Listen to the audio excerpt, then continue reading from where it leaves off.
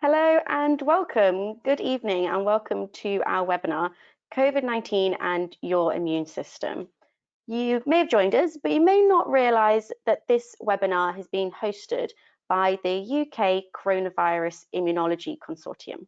So my name is Erica and I've been leading on all our patient and public work that we've been doing in the UK-CIC. So the UK Coronavirus Immunology Consortium is a group of researchers and institutes across the UK that have joined together to research the immune system's response to coronavirus. And this consortium was brought together in August of last year, and it's been generously funded through UKRI and the NIHR, and it's supported by the British Society for Immunology. If you want to find out a bit more about UKCIC, then do check out our website, which is just here, and follow us on social media, and we do have an email address as well. If you type in UKCIC into Google, I'm sure you'll come across us. I'd like to just briefly introduce a bit more background about the UKCIC. And when this consortium was brought together, we really hoped to achieve patient and public benefit in 12 months of researching the immune system's response to COVID-19. And this understanding is going to be really important to bring the pandemic under control. And this consortium is a collaboration between around 20 of the UK's best immunology researchers and institutes. So it really is a huge effort of bringing all of these researchers and knowledge together to contribute to our understanding of COVID-19 super quickly. And this new knowledge is really going to contribute to improvements for patients, and that is looking specifically at treatments, diagnostics, and vaccine design. But also, we are hoping to bring some public health benefits through our policy measures that we're going to be implementing through the research that we have conducted. What are we actually investigating in UKCIC? So there are 5 broad research questions that have been investigated in UKCIC, and we don't have time, unfortunately, today to cover all of them. But the 5 questions are these as follows. So question number 1 are, why are some people's immune systems better able to fight off COVID-19? And this is the focus of today's webinar. So we will be focusing on that today, but there are other research questions that UKCIC is looking into. And number 2 is, what parts of the immune system are involved in generating a protective immune response, and how long does that immunity last? Question number 3, does the immune response cause damage to our tissues and organs? Question number 4, does previous infection with some other coronaviruses, such as your common cold, affect your outcome if you get COVID-19? And question number 5, how does the virus hide from our immune system, and how can we tackle this? If you'd like to find out more about all of these other research questions and the research that's coming out for UKCIC, as I mentioned, please do check out our website. There's loads more information. Follow us on social media or do drop us an email, as I mentioned. So do get involved and do find out more about UKCIC. What is really important to UKCIC though, and something that's actually really unique to basic immunology research and something that we're really proud of at UKCIC, is involving patients and public. Because COVID-19 affects all sorts of people, it's been really important to provide that unique perspective on the research from patient and public groups.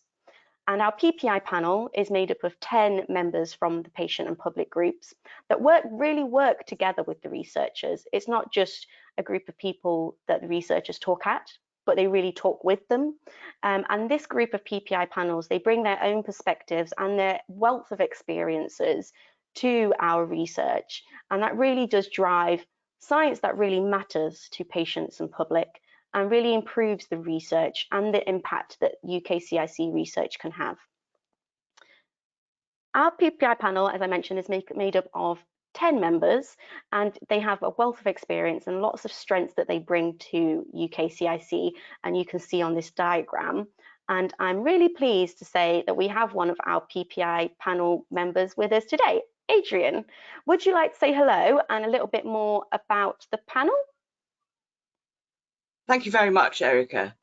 My name is Adrian Morgan, and I'm here from the Patient and Public Involvement Panel on the British Society for Immunology's UK Coronavirus Immunology Consortium. Gosh, that's a mouthful. And I'm co-chairing this webinar. Patient and public involvement and engagement is absolutely vital to ensure focused, relevant, effective and high quality research. We know that clinical research is improved by patients being partners with clinicians and healthcare professionals rather than merely passive recipients of healthcare. Our PPI panel has representatives of 10 people, has representatives from all walks of life, including diabetes, muscle health, Alzheimer's, Parkinson's, heart disease, autoimmune disorders, blind and visually impaired, ethnic minorities and difficult to reach communities, carers, coronavirus survivors and long COVID sufferers, and myself, cancer patients. So I'm looking forward to co-chairing this webinar. Thank you. Thank you so much, Adrian. Yes, it's a good mix, isn't it? We've got a good PPI panel on UK-CIC, and they meet regularly with our researchers to discuss the research that's been going on in UK-CIC. And I'd like to introduce the researchers that we have today. So we have Professor Tracy Hussle. Hi, Tracy. Tracy is the director of the Lydia Becker Institute of Immunology and Inflammation at the University of Manchester. She leads on the work of the first research theme and the theme that we're going to be focusing this webinar on today. And then we have Dr. John Granger, who's also at the University of Manchester and works with Tracy. And we'll talk a little bit later on about his specific research area around how the immune system responds to COVID. And you can't see her, but she is with us. We're having some troubles with webcam, but Professor Doreen Cantrell is here with us. She will be on audio later. And she is a Wellcome Trust Principal Research Fellow at the University of Dundee's School of Life Sciences. And she also works under the theme 1 with Tracy and John. So I'm going to hand over to Tracy and we're all going to disappear and we'll be back to take questions. So please do put your questions in the Q&A box. We will be having an extended Q&A panel discussion afterwards. So I'm going to hand over to Tracy and we shall disappear. Thank you very much. Welcome everybody. I can't see you. This is a very virtual seminar, but it's an honor to speak to you about the work that we have been doing. And I wanted to start by putting across how important the immune system is to every aspect of life. So everything has an immune system. It protects us from disease, including infectious diseases. It also surveys our body for the development of cancer. So an immune system is present in every living organism, from plants, flies, worms to mammals. And we've learned an awful lot about the immune system by studying these different entities. What people might not realize is that, as it says at the bottom, problems with your immune system causes most diseases affecting mankind. So from transplant rejection to allergies, autoimmune disease, and a failure to recognize cancer. In fact, it's really hard to think of a disease that's not caused by either an exaggeration of your immune system or a deficit of your immune system. And so understanding immunology is extremely important. And obviously we've come to the forefront now with this COVID-19 pandemic. Next slide, please. Now, I'm just showing you here the thing that we were dealing with right at the beginning of the pandemic, that we knew that we were dealing with a new respiratory viral infection. But what we didn't know were the characteristics of that disease. So on the left-hand side, I'm showing you a CT scan of the healthy lungs, and on the right-hand side is a CT scan from a COVID-19 patient. Usually on these scans, you tend to see sort of more open areas, sort of darker patches within the lung, but you can see in the COVID-19 patient that there's a lot of consolidation, and that consolidation is caused by the recruitment of immune cells into the lung. Now, to develop potent therapeutic strategies, we need to try and understand what those immune cells are, how they're behaving, what they're expressing, because only then can we start to treat the disease. So at the beginning of the pandemic, people were sort of rapidly pulling things off the shelf that had worked in previous viral infections and sort of, throwing them at patients with this disease. Not many of them worked, and so a greater understanding was required of the immune response in COVID-19. Next slide, please. So what am I here to do? Well, I am from the University of Manchester, but as was mentioned, with John Granger and Doreen Cantrell, we are part of theme 1 of the UK-CIC, which looks at inflammation during a first infection. And my aim really of this presentation, which was the same aim that I had when I spoke to the PPI panel, was that I'm going to show you the questions that we came up with that we thought were the most important to study. And we'd like to hear back from you on whether you think what we're tackling is the most important or whether there's something that we've missed. So very often the lived experience of this disease comes from the patients themselves, and it's very important that we have your input. Now, theme 1 of UK-CIC, as you can see from the map on the right-hand side of the screen, is quite extensive. We're one of the largest themes within UK-CIC, and you can see the institutions that we collaborate with across the whole of the UK. This has been a fantastic collaborative approach, and as I hope you'll appreciate, we've made great strides in understanding this condition. Next slide, please. So the first problem we decided to tackle was that loads of people across the globe have studied components of the immune response that are present in COVID-19 patients. There are tons of data sets that are present across the whole of the world, but each individual one isn't really big enough to understand what other factors can lead to a severe outcome in COVID and even a long outcome in COVID. So what we want to really do is find some indices that would link to obesity, age, the presence of other diseases such as diabetes, hypertension, and the influence of prior medications. But as I said, these cohort studies that we've done are a little bit too small on their own to get statistical power. And so what we decided was one of our main priorities was to draw all of the data together so that we could address these, the influence of these specific things like obesity. Next slide, please. So the answer, we thought, was to bring together the in-depth studies that have been done on the immune response. We called it the 500 Immunomes Project, to pull data together across at least the whole of the UK and then feed that out into the wider world. And so what we needed to do was to get in touch with our data scientists and our mathematicians to create a pipeline that would enable us to pull this massive data set together. Don't forget, we will not only have immune correlates and disease severity, but we also have all the clinical information on these patients. And I've shown you the collaborative institutes down on the left-hand side at the bottom. So the first thing we decided to do was we needed to bring together all of the information on the disease into one place where we could interrogate the data better. Next slide, please. The next problem we had was that patients undergo a journey when they enter hospital, and often their disease characteristics change over time. Most studies that have been done have analysed the immune response at a single time point, usually on admission of the patient to hospital. We decided there was a problem here in that, as the second sentence says, investigating the disease on one day does not tell you enough about the disease. And so we decided to set up a cohort study where we would share the samples with everybody within the consortium.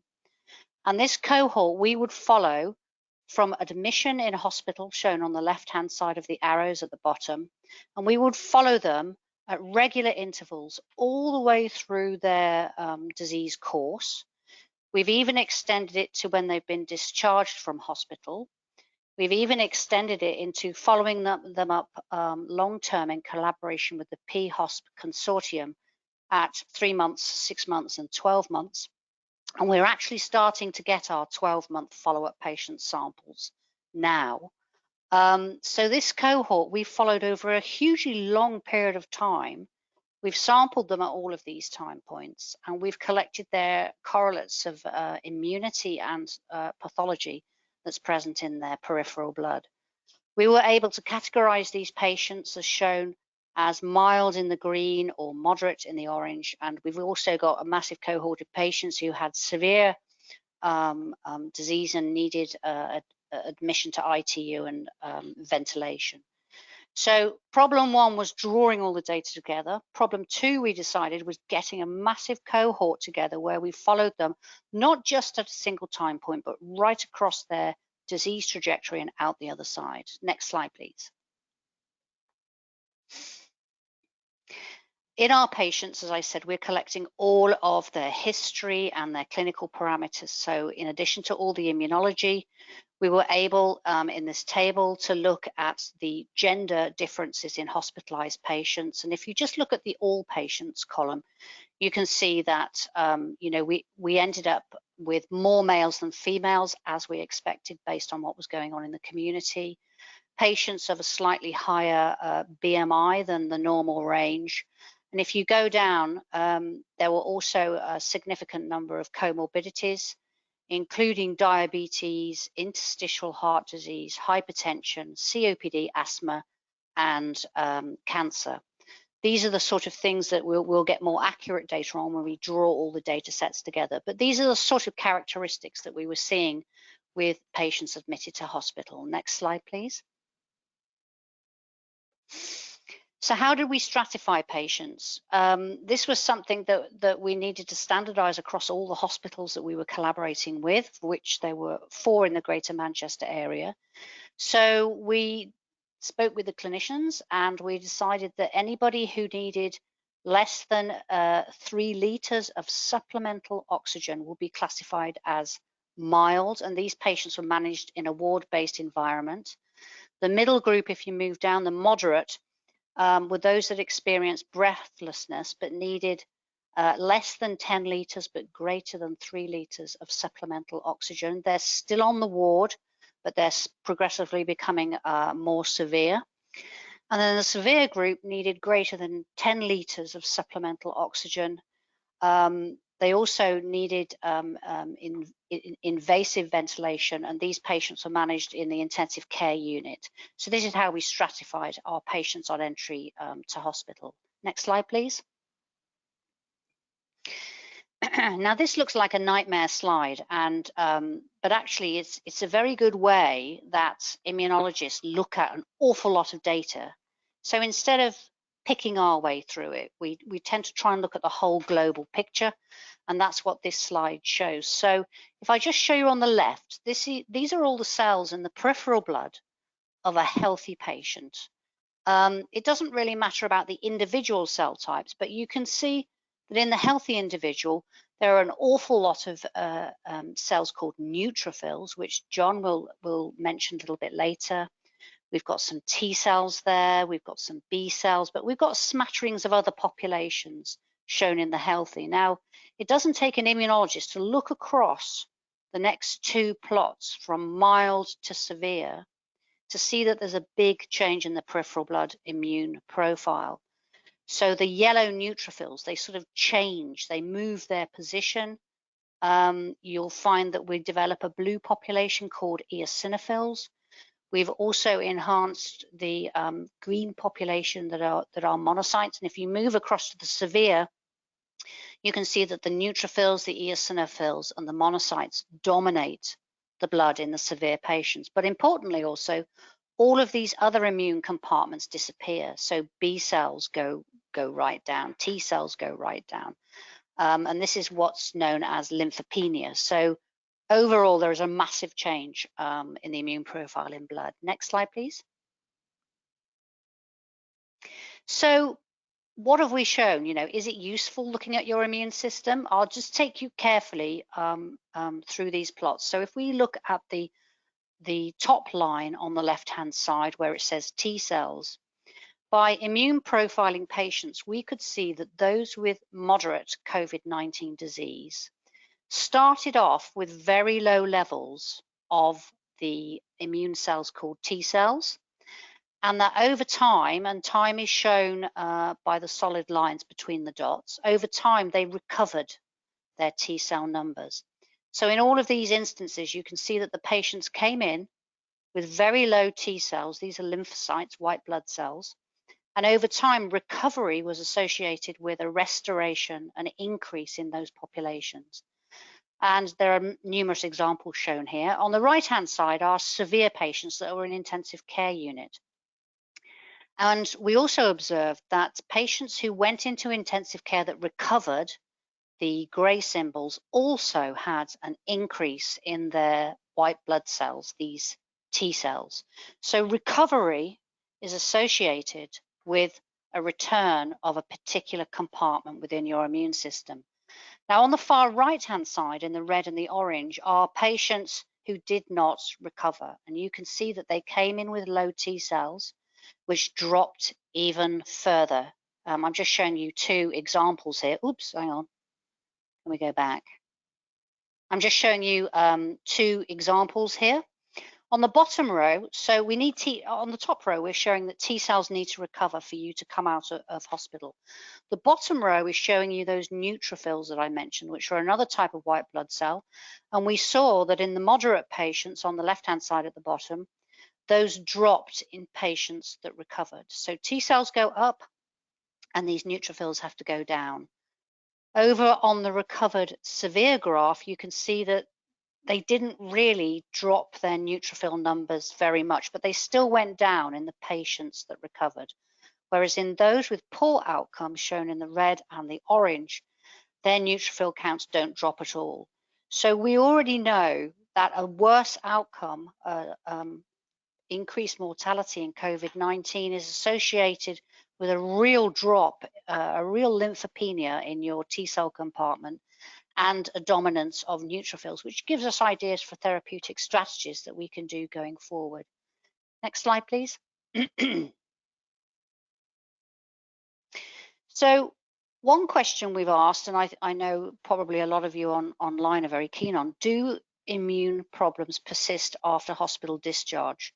So patients are released when their oxygen levels come back up, when their breathing recovers.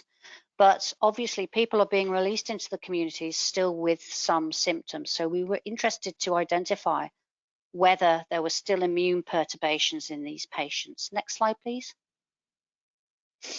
And indeed there are. This is a very busy thing, but what it's showing you is the enormity of data that have been done by the immunology community. This is work by Joe Conkell and Madhvi Menon at Manchester, and they're looking at patients who were hospitalized that we have all the information on and what's happening to them actually in the community. Now, if you just focus on the people bits at the bottom in sort of various shades of green, we've noticed that there are 3 different groups of patients who are in the community that were hospitalized with COVID-19. The pale green one on the left, we found that these patients have markers on their immune system that enable them to migrate and move into the lung compartment. In the middle, we found a group of patients that still have a lot of inflammation ongoing. And on the right-hand side, we have a group of patients that have a more regulatory sort of cooling off, if you like, immune system. Now, by looking at these patients as they come back to hospital and performing chest x-rays and asking them various questions, we know that the ones with this persistent inflammatory response are the ones that have remaining abnormal chest x-rays and higher fatigue and breathlessness. So we now know that the indicators of long COVID are that it's an ongoing inflammatory response that, again, we may be able to target in the future. Next slide, please. So do immune problems persist after hospital discharge? The answer is yes. And we believe the questions going forward are to continue our study of this long COVID and propose therapeutic opportunities. We also want to understand whether survivors of COVID-19 need vaccination. I've been asked this question quite a lot. The answer is it certainly won't harm to have that, but we think it might reduce the breadth of your immunity. And we also want to know whether patient medication affects the response to vaccination. There's an awful lot of people out there, probably at least 50% of the population, that they're on some sort of immune modulator, and we want to know whether any of those decrease your response to vaccination. And I'll leave it there, and me and Doreen and John will, and Adrienne will answer your questions.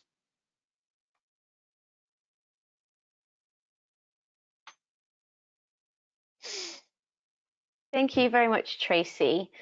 So I believe I've stopped sharing the screen, so you should be able to see us all here now. So let me just, excellent. So we do have some questions coming in already from the audience, so please do pop them into the Q&A. But I'd like to bring in John and Doreen just to find out a bit more around what their roles were exactly. So that was a really nice overview and introduction to the research that's been going on in the theme 1 of the UK-CIC. But Tracy, you mentioned neutrophils as one of the cells that you've been working on. And John, I was wondering if you could tell us a bit more about these cells, maybe what's going wrong with these cells in patients with COVID-19 and why is that important? Yeah, so I think neutrophils are an extremely interesting cell population in this disease, because obviously, as Tracy showed, that they clearly seem to relate to the severity of the disease, and we and other groups are starting to get some grasp on maybe some of the things that are going wrong with neutrophils. So neutrophils are very important in protecting you against infection. So they can produce a lot of fairly nasty factors that are actually able to protect us against bacterial or even viral infections. But the problem is a lot of those factors that they produce that can protect us against infection can also be very damaging to our own tissue. So one of the problems that might be occurring in COVID-19 is that cell populations like neutrophils start producing a lot of these nasty factors. It gets out of control, and this actually leads to some of the tissue damage that's occurring in these individuals. So one of the things that we've been doing as part of theme 1 of the UK-CIC is we've been trying to understand better what's going wrong with these populations. And actually, one of the things that we've been doing is working with Doreen and her group up in Dundee to actually study all of the proteins that these neutrophils are expressing. So we can look at the proteins that healthy neutrophils express, and then we can look at the proteins that neutrophils express in patients that have severe disease. And in that way, we can start to understand what pathways might be going wrong in these neutrophils that are causing some of the features of this disease. And I think probably one of the most interesting things that we've started to find, and Doreen might like to comment a little bit more on this, is that maybe some of the ways in which they're causing problems with the immune system is that they're actually interacting with your coagulatory system. So these neutrophils actually might be involved in causing some of these blood clotting problems that are a feature of COVID-19, and this might be one of the ways that they're contributing to the disease. Very interesting. Doreen, are you there? So it's a bit weird, we can't see you, but it's a bit weird. So I do apologise about my IT illiteracy with this. Yes, as John said, what my group do, my group is we're basically biochemists, and so we came together with Tracy and John to try and use the expertise that's available in Dundee to analyse the proteins that are in cells, and we have technology where we can analyse about 6,000 to 7,000 proteins in cells to get a real idea of what's making them up. And I guess the key question we wanted to ask, that John and Tracy wanted to ask, was, are the neutrophils different? The pictures Tracy showed, they look different in the COVID patients, but are they really different? And if so, in what ways? And we did get a lot of very interesting insights into how the neutrophils from COVID patients are indeed different. And you can tell almost instantly from when you look at them about what's different about them. And they express all sorts of molecules on their surfaces that make them very sticky and make them much more prone to interact with other cells of the immune system, which is not a good thing to do. And we can also see evidence that the neutrophils in the blood are activated and possibly doing things in the blood that you really wouldn't want them to be doing in the blood, especially in the patients with the severe disease. Thank you, Doreen. I'm going to hand over to Adrian because I think we've got our first few questions. Right, well, we're actually getting a lot of questions around the issues of patients who are on immunosuppressant drugs, rheumatoid arthritis, those sorts of things. So what research is being done around immunity to COVID-19 in people who are immunosuppressed, both after natural infection and after vaccination? Maybe Tracy, if you'd like to take that. Thank you. As well. Yes. We have, before all this COVID happened, the rheumatologists and the clinicians who treat patients with many inflammatory diseases collected together huge cohorts of patients to study arthritis, for example. I think I might need to mute because I'm getting a bit of feedback. So we're already studying that, and there are already some publications out there. Obviously, with rheumatoid arthritis and other inflammatory conditions, there's a whole range of different medicines that you can be on that tinker about with your immune system. And they're starting now to understand what that means for COVID-19, but also what that means for vaccination. And we do know of some therapeutics already that do, in some people, fortunately it doesn't seem to be many, it will hamper anti-vaccine responses. But the cohorts exist. So like we've got a cohort for COVID-19, the rheumatologists have huge cohorts, you know, of patients with arthritis, right from juvenile arthritis to, you know, other diseases that affect the elderly. So this is definitely occurring. I think, Doreen, you wanted to say something. You're muted.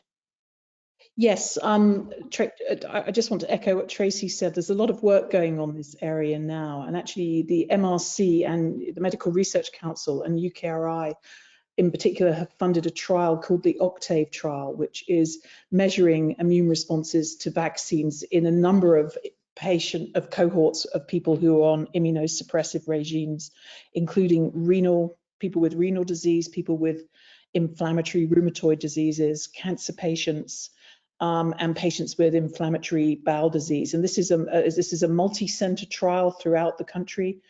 Altogether, in this trial alone, over 10,000 people are being analysed for their immune responses to vaccines. Now, obviously, one big frustrating question is, why don't we know the answer to the questions yet? And the reason we don't yet know the answer is because we're doing a very detailed study. This trial is being led by Ian McInnes in Glasgow, and they're doing very detailed studies of both the antibody responses, but also the T lymphocyte mediated responses to the vaccine, which takes time to have. And of course, you have to allow time for people to be vaccinated and to actually have had their vaccine for a period of time.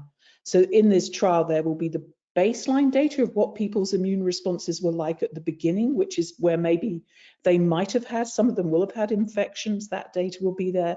What they look like at 28 days post their first boost, what they look like after their second boost, and a follow-up to what they look like after a year. So we will know the answer to these questions, and we are already getting the answers to these questions now.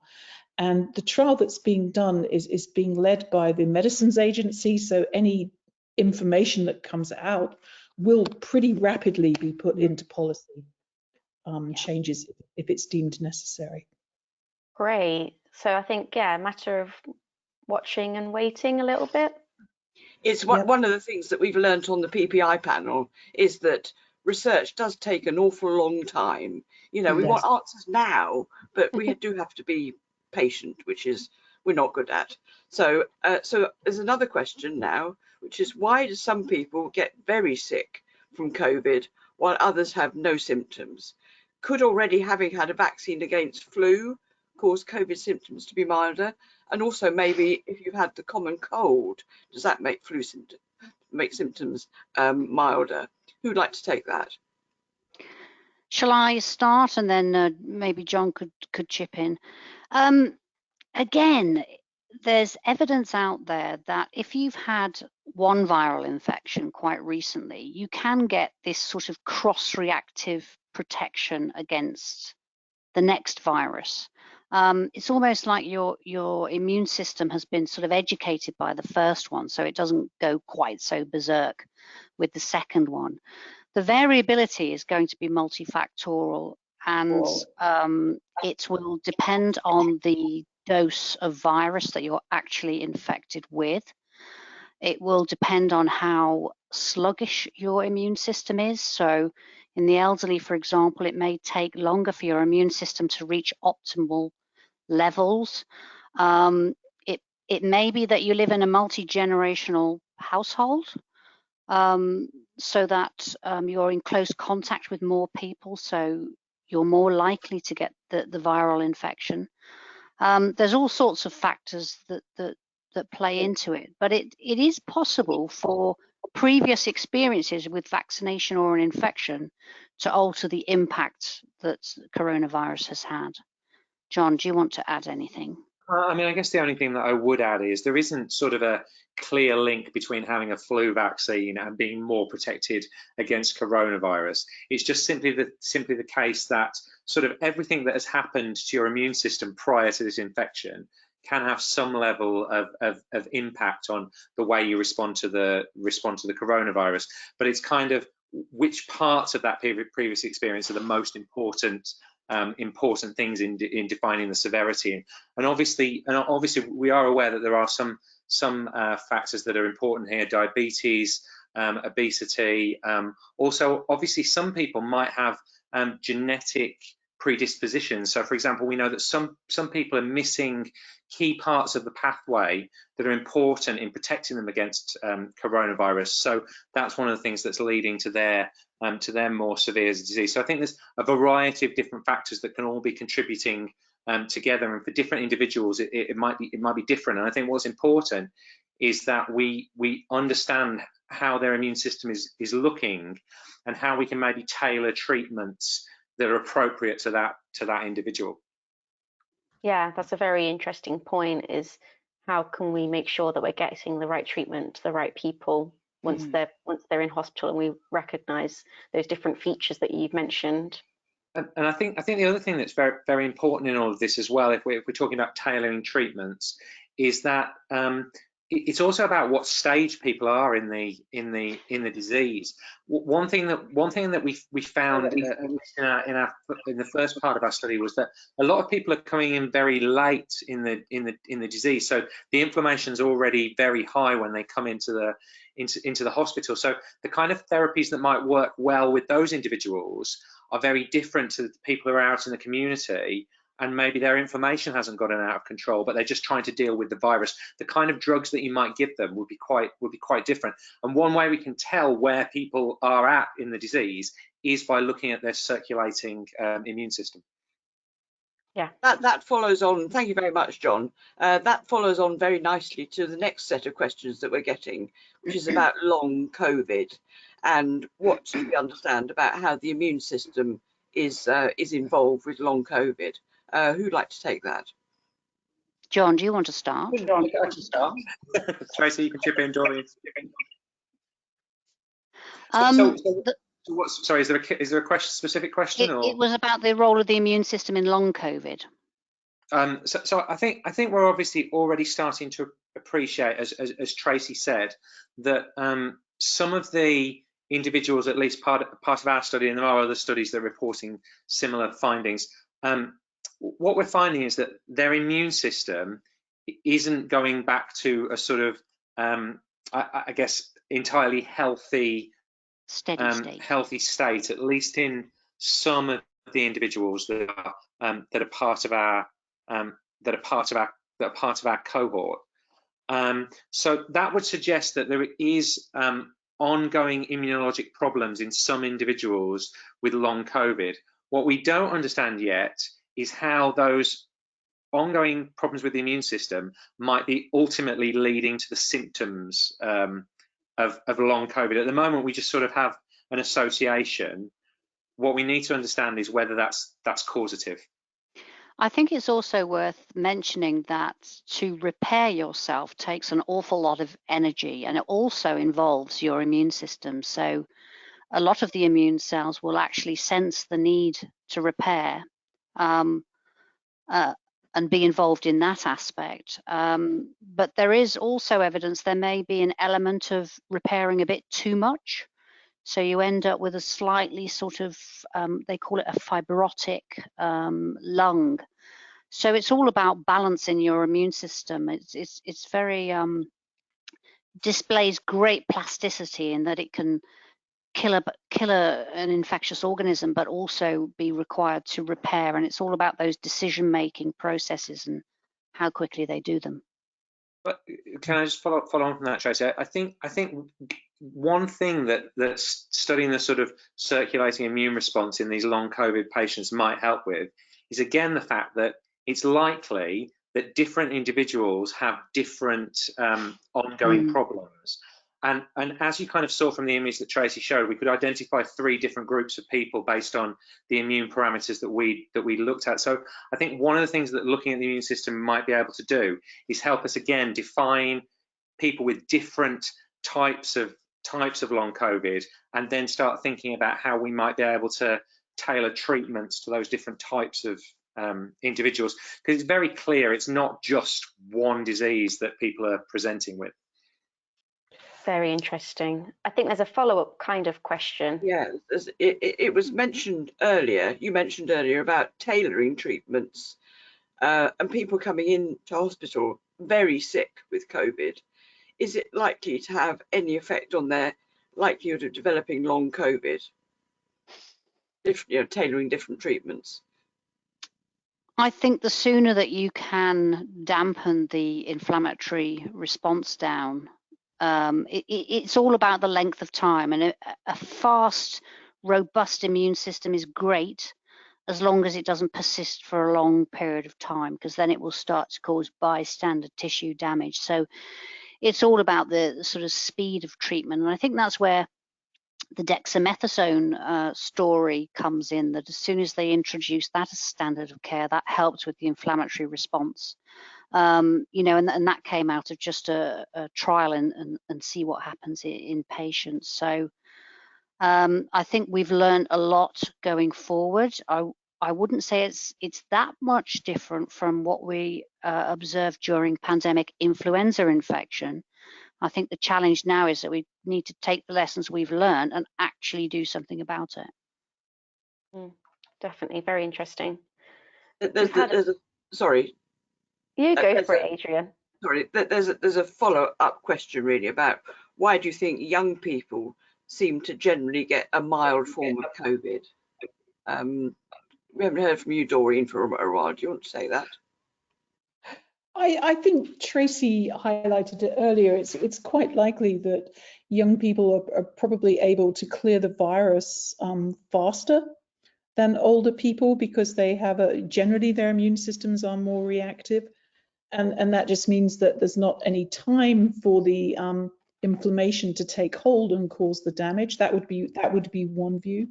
There are ideas that young people might have had other similar infections that give them some protection, but there's, that's something that people are sort of just trying to understand. But generally, it seems that they just clear the virus faster, I think. There are studies showing that they tend to mount quite a quick T-cell response. As I said, quick and robust is fine. Slow is not a good idea. But also their lung structure may be more robust, because it's not just your immune system that ages, it's the whole system. I sometimes try and explain the difference between the immune response in an old person and a young person. I'm an old person, is that, my immune system is busy thinking about all the viruses it's had already and is ready to see those again. and it got a shock this year because they weren't around and it's just had to deal with this new virus, whereas young people's immune system is a little bit more in a unprepared state, if you like, and is perhaps more ready, more diverse, and more able to cope with a new challenge. That's a very simplistic way of looking at it, but it looks like that must be the case because it's worldwide that young people do well or don't do as well as badly as older people. Yeah. But it is important just to bear in mind, though, that shouldn't make us complacent about young people having the virus, because everybody who has the virus and is infected with the virus raises the possibility of generating a new variant of the virus. And so really we do have to stop transmission, and young people may not get sick, but it doesn't mean to say that it's not a bad thing for the whole society for them to have the virus. It is probably very, very bad. And I'm sure we all know stories of school children coming home and parents getting desperately sick and the child's perhaps just sort of wandering around completely happy, but the rest of us don't respond as well to the virus. So no, so it's a very, very valid point, Doreen. John, were you going to come in? Yeah, I think actually just to add to that, Doreen, I think the other thing we need to be cognizant of is that obviously long COVID is common in younger people. So we're not just talking about sort of severe complications ending up in hospital. We're also talking about long-term effects from having the infection. Yeah. Yes, long COVID is not based on disease severity initially, so even mild patients can get long COVID complications. All very good points. There's a bit of a follow-up question that was kind of touched upon, but we'll ask it very specifically. Will the amount of colds or other infectious diseases that someone's had previously affect how sick they get with COVID? I've done a lot of work looking at what happens with successive viral infections. So, it is quite well known that if you've had a viral infection, it may protect you a little bit against the next one because your immune system sort of educated a bit and it's pepped up a bit and it's in the right place. But equally, it depends on the combination. So you can have the case as well where a previous infection may even make it worse. So it really depends on the two infections that you're talking about. If with the respiratory infections, that one tends to make the other one better. But infections in other parts of the body can make the lung infection worse. So it depends on the combination. Thank you, Tracy. We've had a bit of a change of gear. Adrian, do you want to ask the next question? Yeah, this is an interesting one, actually. Will you be developing algorithms from your current data to enable the use of AI in future, artificial intelligence, in future diagnostics and treatment for COVID and potentially other diseases too? That's definitely a John question. I mean, artificial intelligence is definitely the sort of flavour of the month at the moment, isn't it? Yeah, I can answer this slightly. So yeah, so one of the things that we're actually planning on doing, Tracy talked about the fact that we're trying to integrate lots of immunophenotyping data from around the UK into a large database, and then actually we're planning on sort of using machine learning approaches to understand better the relationships between immune characteristics and clinical features. This is actually one of the biggest sort of biggest sort of technological challenges in all of this. How do we integrate all of this immune characterization that we're getting? For example, on some of these patients, we can have 50 or 60 different immunologic parameters, but then we also could have 50 or 60 or maybe even more clinical parameters with these patients. So one of the big questions is, how do we manage to look at all of those different parameters? And using either machine learning approaches or artificial intelligence is definitely the way forward for this, because obviously as humans we can't look at all of these parameters simultaneously. So I think the idea would be that ultimately we can probably use these large data sets to train machine learning approaches and ultimately potentially use those diagnostically in the clinic. So this Very is sort of another follow-up question to this, really, is there a way to determine whether you have a strong or a weak immune system? Well, if you're talking about in hospital, yes, because they have tons of measurements, like C-reactive protein is often done in hospital. They do look at immune parameters as a standard of care, not to the depth that we do. But in the community, I think you would only know by thinking about the infections you'd had in the past and how well you did with them. So you might get a bit of a sniffle and then clear the virus, whereas other people might get the same virus and end up in bed for a week. I don't know if John or Doreen have an answer, but I don't think there's anything in the community that you can do that would tell you that other than your past experience. No, and my experience of talking to clinical immunologists whose job is to find people in the community who do not have normal working immune systems is that it's very easy for symptoms to be missed, because it often is a case of you just get the cold for 1, maybe 2 weeks, you cough for 4 weeks instead of clearing it in just a day. And I think one of the things that will come out of all the current public engagement, I think, with people about thinking about the immune system, which I think people didn't really think about it before. I mean, I can have conversations with my milkman about lymphocytes, you know, because he's terribly interested in them now. And I think we are starting to think more about our immune health, really. And I think that perhaps will be something that will come out, that perhaps we're used to thinking about what's our cardiac health like, what's our liver function like, but actually we don't really have mechanisms in the community to assess our immune health, and maybe we should. Maybe there should be things we should think about doing. That's a really interesting thought, and I think obviously through the pandemic, everyone, as you say, everyone now has a better understanding of immunology and their immune system. So that should be something positive that comes out of this. Yeah, there's a bit of a follow-up question, which is looking at people with suppressed immune systems. Do you have any further thoughts on how effective the COVID vaccines might be in generating a protective immune response on those people with suppressed immune systems?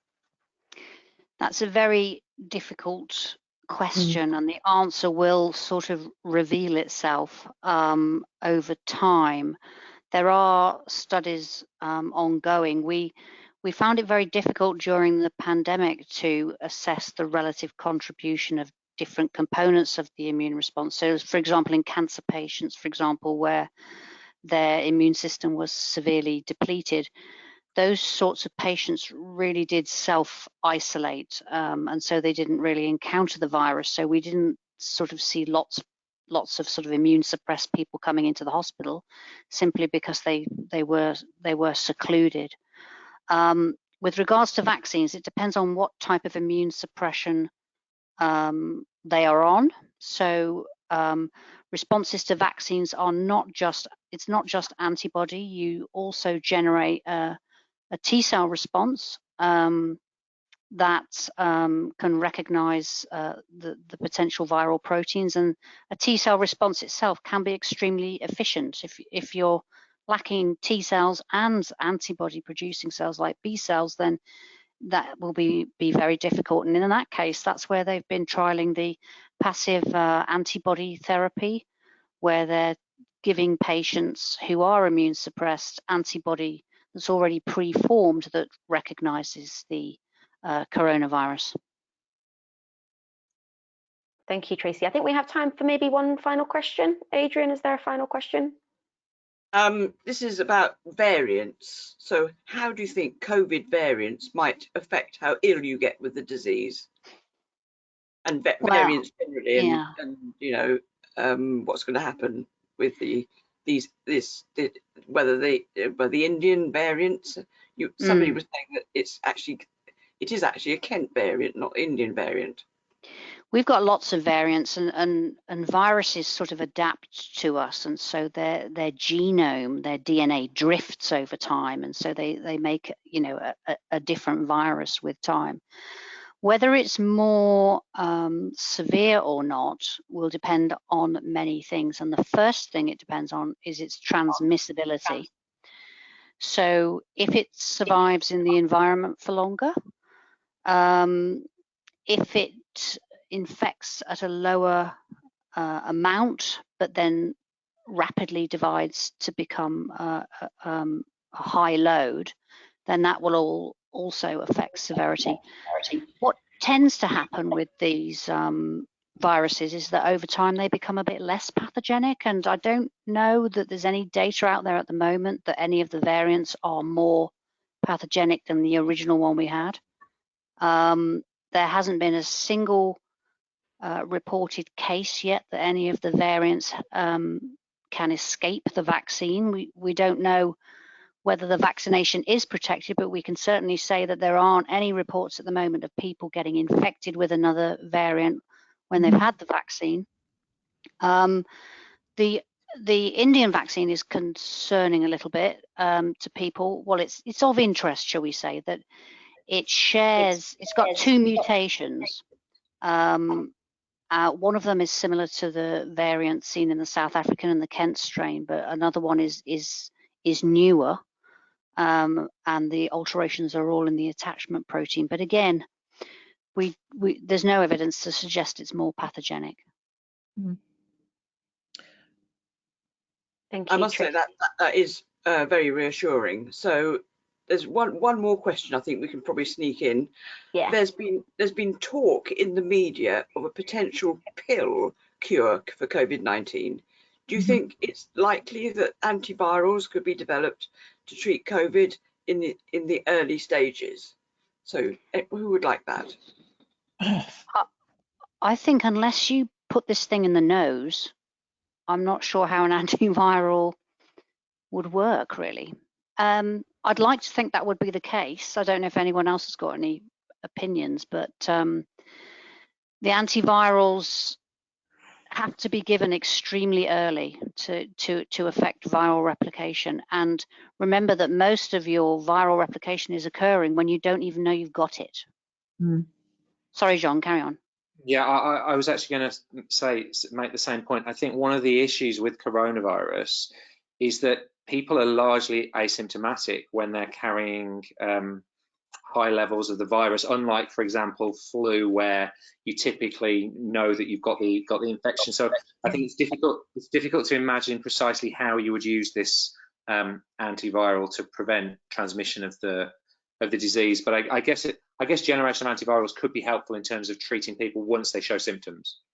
But then also, maybe that's prophylaxis or something in cancer patients as well. They could take it to, just in case they get it in the future.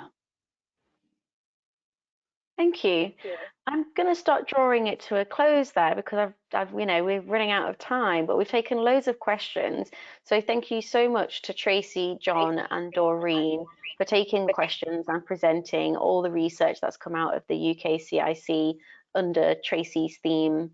And I'd like to thank Adrian. Thank you so much for helping. You were brilliant with the questions. And I'd like to also take the opportunity to thank our PPI panel and how important they have been in raising these kind of questions to the researchers and making sure that the public and patient perspective is getting through to those researchers. So the research that is being conducted by UK-CIC is relevant and is important and is impactful. So as I mentioned before, this webinar has been hosted by the UK Coronavirus Immunology Consortium. Please do check out our website and do follow us on social media for more information. There's lots of information on our website, so please do give us a search and do follow us on social media. I'm sure we're really grateful for you joining us today, and thank you so much. Thank you, everyone. Bye.